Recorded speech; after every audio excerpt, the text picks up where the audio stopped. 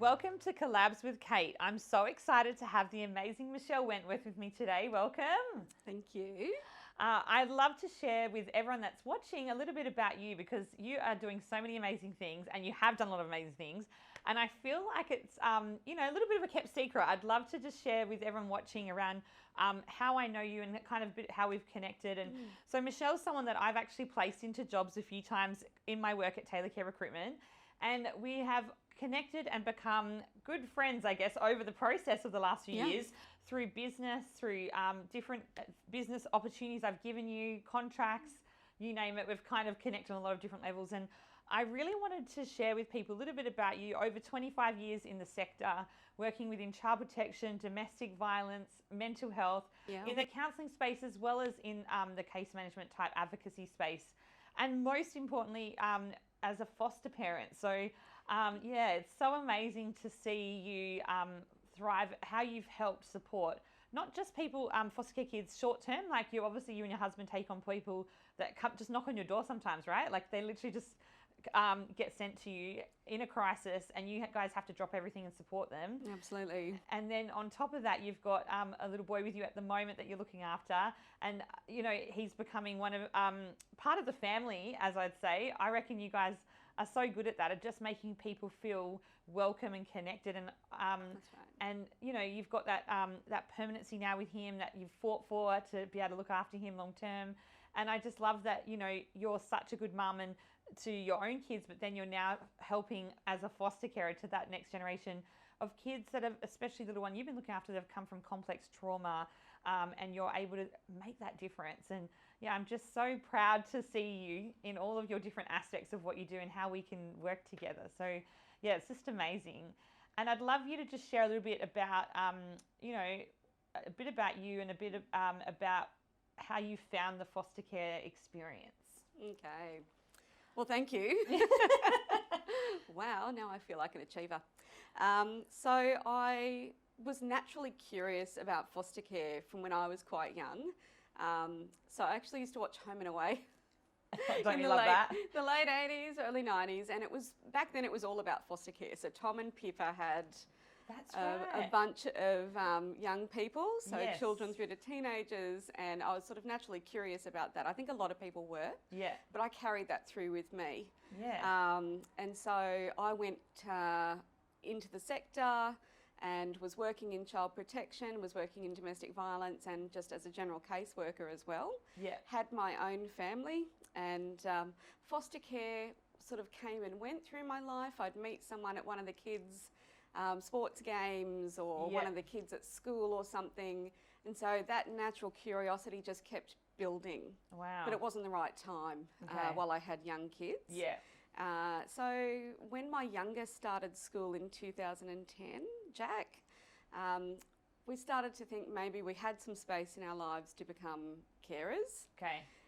Made the initial, call or email. I think we went through like a form on the DCJ, which was fax at that point on their website. They keep changing. They keep changing, so it's been Yaks, Docs, fax, and now DCJ. And it took a little while for them to get back to us. So we started thinking about other agencies, so the NGOs. And made contact with an NGO, and they started the process very quickly. It did take 3 months. So we went through that process. Initially there was a phone call, then there's training or an info session was the first thing we did. So we went along to the info session, came away from that and thought, okay, well, we think we can do it. But there was still a lot of thinking to do. So we spoke to our children about it, and they were all for it. They're thinking, playmates.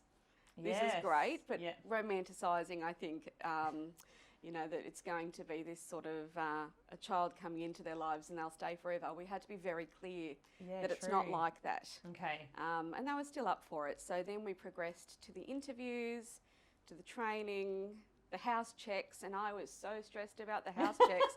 That's the main thing. You're the organised queen, so I know. So for me, I was like, oh no, the cupboards. I've got to sort the cupboards out. I've got to not even going to look in the cupboards. Got to make sure the laundry looks pretty. But the things that they were looking at were safety.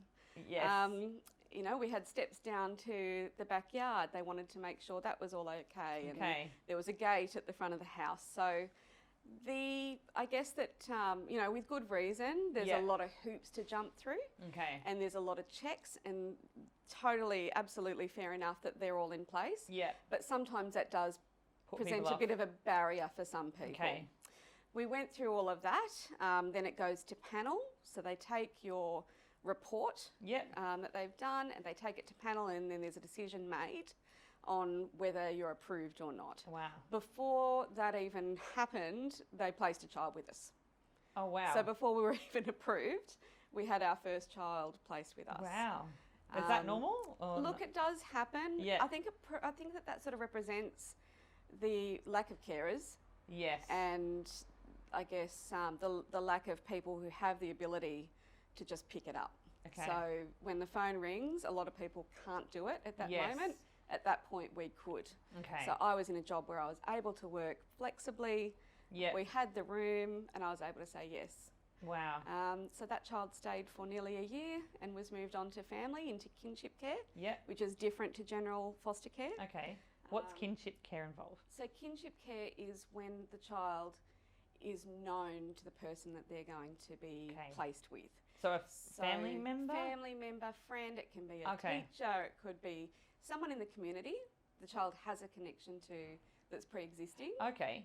And then there's general foster carers. So you really, you want the child to go to someone they know, but if that can't happen, then they look outside the community, outside of those kin connections to general foster care. Okay.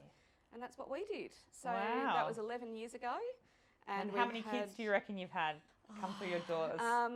At last count, it was over 50, but that was over a year ago. Oh, wow. And you've had a few since then. We've had lots of short-term. Really short-term. So we've had one for 3 months. We've had one for just a week. Yeah, okay. One for just a night. Wow. A couple for just a night. Yeah, you've had a few like that. Yeah, when I think about it, there have been quite a few in the last 12 months. Yeah. So it's probably... Do you think it's got worse since COVID, like the whole short-term needing foster care respite or support?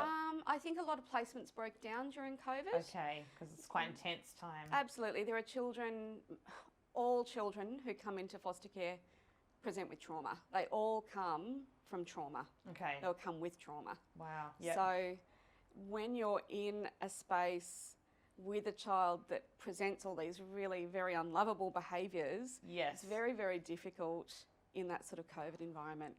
We know how hard it was. I know. With our children. I know. At home with them during COVID. Yeah, so thank God for daycare. Thank God for daycare. Ours, ours wouldn't take our kids. There was a cap at the time on how many kids they could take. So yes, so you have these children that have very complex trauma and the behaviours that they give you, that they're experiencing, are really complex themselves. So when you say complex, what kind of history have they had, some of these kids? Lots of different types of histories. I mean, their parents love them, but a lot of the time their parents have had a really hard go of life themselves. Sometimes they've been in foster care themselves, or they've experienced... It's like a cycle, Very much so. They've experienced substance misuse, addictions, mental health issues. The list goes on. But just the very experience of being taken from a parent is traumatic in itself. So no matter what happened before, no matter what it was that happened before. Just getting them from being removed from somewhere that they thought was their safe place or familiar place. Yeah, so being moved from any primary caregiver is really traumatic. So when they come to you, there's a honeymoon period where everything's great and it's kind of like falling in love. And then those issues start to surface. And it's the support that you're given that's going to make or break that placement. Yeah. And so, so I imagine as a foster parent, especially if they're staying with you for a while and you're seeing all this, and obviously your industry networks would help a lot, but you would have to be an advocate as well for these kids and actually fight, like work with the system, work with their caseworkers to make sure that they get the care they need, right? And the funding that they need. And that can often take a bit of time, isn't it? And is there any advice you can give to people on how to navigate that? Yeah, so it is really, really tough, and it takes a lot of time. So as you know, just making an appointment for your child to see a specialist can be really hard. That's true. But as a foster carer, you have to go through other channels to do that. You need the permission of a caseworker. Before you can do any Before appointments. you can do anything like that. Oh, wow. A lot of the time these kids, or these children, young people are NDIS participants. Okay, so disabilities comes into play. Disability comes in, but as foster carers, we're not allowed access to the NDIS portal to even see if we have funding. Oh, really? So when it's your own child, when it's your own biological child, you're able to have a look on the portal. Yeah. Check what funds are there, check what your entitlements are, make the appointment. Yeah. For us as carers, we need to contact the point of contact on the portal, which is usually the caseworker. Okay. They may have 12 other children that they're dealing with that day and carers. You might not hear back for 2 weeks. Steadily things are getting more difficult at home with the child that you have. And by the time you get an appointment, it could be 6 months down the line. Which is ridiculous. It shouldn't be like that. It is the way it is, and it is really hard to advocate and support the child that you have in your care when you really are quite powerless a lot of the time. Yeah. Yeah, and very limited. You're right. It's the limitations are so pretty then you vast. end up using your own funds to like get them help, or you can't even do that. You have to wait for the approvals before you can even get them the help. Is that how it works? So in some cases, they're quite happy for you to spend the money and do it yourself. Yeah. And get reimbursed or not? Sometimes reimbursed, sometimes not. Okay. So foster carers do get an allowance of $35 a day. So is that all? It's called a reimbursement, called an allowance. Wow. And it's $35 a day. There is a massive discrepancy across agencies. DCJ have a standardised allowance. Yeah. And it's very transparent. It's on the website. You can see what it is. Yeah. But then agencies have lots of different types of payments across the different agencies. It can be very different. Okay. So the amount is different, what you can use it for is different, what so they you need say to it's ask stated lots for. of questions when you work with a not-for-profit. Absolutely. In foster care around what's covered, what's not, what can I use it for, and see what's realistic. And it's a big part of caring. Yeah. You know, when you choose to raise a child. Yes. Like you or I, we're looking into beforehand, can we afford this? How much is it going to cost? Yeah. How much are we going to put aside for mortgage or rent? What are we going to put aside for education? Whereas when you go into it as a foster carer, you're pretty much going into it unknown. Working is really tough. So some agencies, another inconsistency is that some agencies, they don't want you to work at all. They want you to be available all the time. Okay. Some say that they allow you to do 2 or 3 days a week. Yeah. And others say absolutely not to full time. But we also want you to be financially sufficient. Yeah, so how are you supposed to do that? It's very, very confusing. So carers do, have that sort of confusion around, you want me to be financially sufficient and independent, but not work. It doesn't work. It doesn't. So they need to fund you to be to make up your salary almost in some way. Yeah, but as volunteers, it's a reimbursement. Okay. It's not a salary. Okay. The other thing is that foster carers don't receive any superannuation as well. Oh, true. So you're at home raising children for however many years it takes.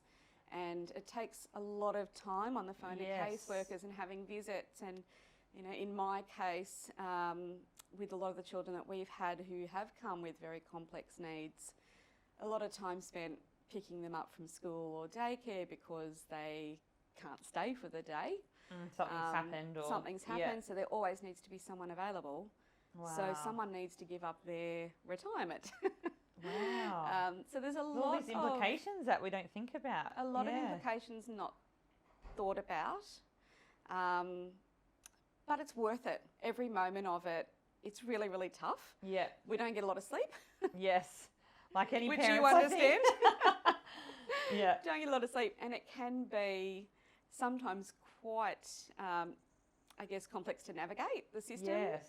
And particularly if you're a person who isn't used to not having systems and things like that in place, and you're not used to things being inconsistent, it can be really, really tough. But in the end, you keep reminding yourself, especially when they fall asleep at night and they look so cute, you know, there's a reason I'm doing this. I'm doing this because this child needs me and is lovable. In the moment, it can be really, really tough. When there's tantrums or, you know, there's behaviours. But once you calm down and you remember, okay, this is a child with trauma, it's okay. I do love this child. I'm attached. And it's beautiful. And they need you. And he does. They all need us. I know, it's quite amazing and quite admirable that despite the challenges and the sacrifices that you have to make it to be a foster parent, that, you know, you still keep going with it and you still keep doing what you do and making that difference, because I guess it's like that whole, like, we all have a part to play in helping make the world a better place. And if you can use what's in your hand, which is opening up your home to these children, you know, your piece of you and your family is with that each child that you've touched. Like, and, you know, I think that's an amazing way to look at it, to think about the impact that, you know, it's a ripple effect, right? So you do what you can and then they go on to the next home, but, you know, you kind of have to, it must be hard letting them come in and then letting them go again. How do you manage that? Look, sometimes it's not. Sometimes it's not. So I guess that it's the mindset when they come is always, this isn't forever. This is where they're coming to land. We're going to be that soft place to land. We're going to be that safe space for now. And whatever comes later, we hope that this time spent with us, whether it is a night or it's 10 years, that is what, I guess, scaffolds them through later on. Whatever's to come. And I love that, like, your own children are a bit older now, and so they're in their 20s, and they've kind of love and support the kids that you bring into your home as well. I've seen, you know, photos and things and social media and stuff, and I just see how, like, they treat them as part of the family. And I, like you always said to me, it's like, it's not, doesn't matter if they're my biological child or not, they're family. And absolutely. And I just love that, like, you've raised your kids to be exposed to appreciate and value, no matter who comes through the door, that, you know, we're here to support them. And I think that's really beautiful. And I love that you've creating a business now to be able to offer support, right? So tell us a little bit about that and your business and what that's going to cover for foster carers and kids. So I've been working with DCJ for probably, I think it's about 12 years now. Independently, without a business name or anything like that, working directly with birth families to preserve the family unit. So children who are coming through the department for whatever reason, the department are involved in their care. They're assessing the parents' parenting capacity. They will contact me and I will usually come in and help them navigate different services. So some of them, I think most recently I worked with a family that had 18 different services involved. Mental health, housing, lots of different services. My job is to help increase and build their parenting capacity. So it's whether it's in the home or it's by phone. Through COVID, it was kind of difficult. Because I prefer to be face to face. And I can show them this is a safe way to respond to your child. Your child is being very distressed or unlovable right now. This is the correct way to respond. And I guess to help them work through their feelings as a parent of frustration, of not knowing how to respond, of their own trauma. Because how do we learn to parent? I know, right? How do we no one gives you a rule book. Like, no, you're just winging it a lot of the time. As you go, you're learning. You're talking to other families. Talking to, you know, teachers, carers, learning through your networks. Your own parents, how you've been parented. Well, that all comes into play, right?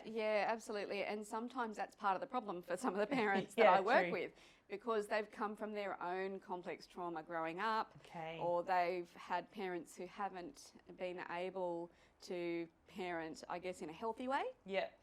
So my job is to help them through that, support them through the parenting capacity assessment process with DCJ, because it's really stressful. It is. Some of them are taking a baby home from hospital and they're not sure if the baby's going to stay with them. So a lot of that's counselling, a lot of that is coaching. It's a really beautiful thing to do. I really enjoy it. Yeah. I also run children's programs, wow. so relaxation and art therapy, so combined. Oh, wow. Which I really love to do. And yeah, so that's something that has been sort of happening for the last 12 years just as a one-woman show. Wow. But now I've got more people on board. That's amazing. Yeah, and there is such a gap there for that. Yeah. It's a big ask to have not had a lot of support as a parent and to be under the microscope of DCJ. Yes. You know, I think cut them some slack and step in where possible. Yeah, and give that help and support. Absolutely. And your knowledge and wisdom, I guess, that lived experience that you've gone through with being in the system yourself and how you've navigated that, and that would and that empathy you can show to those families would make a huge difference, I think, to people to feel like you get us, you know, you get what we're dealing with here. And we'll definitely put in the notes of this video around how people can contact you if they need that service. And I'd love to know, we've got a lot of like small business owners, you know, to larger companies that may be watching this video who are just learning about foster care and what that looks like. And I guess I'd love to know some advice for you around what people could do as businesses and individuals to get involved and support people in foster care. Okay. The big question. So this has been something that's been happening in the wings as well for quite a long time. Mm-hmm. So I run Out of Home Care New South Wales, which is an advocacy and support service for foster carers. Wow, yeah. And one of the things that we are doing and have been doing is reaching out to small and large businesses and saying, hey, look, we do have a child who needs a haircut or needs new school shoes or something like that. So the one thing that we want to do is to ask that businesses or individuals donate just one thing, whether that one thing is a pair of shoes or it's a term of sports fees or it's 18 years of school fees. Or whatever your capacity is, whatever you can offer or give, then that would be fantastic if it's one school uniform for the year. That really does help, and it helps carers. We do have in Australia things like World Vision and the Smith family, and a lot of those charities are fantastic. They're brilliant. We're much needed. But children in out-of-home care really need support too.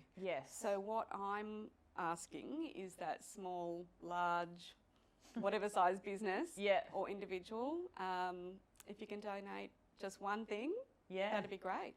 Wow. Even if it's a gift card.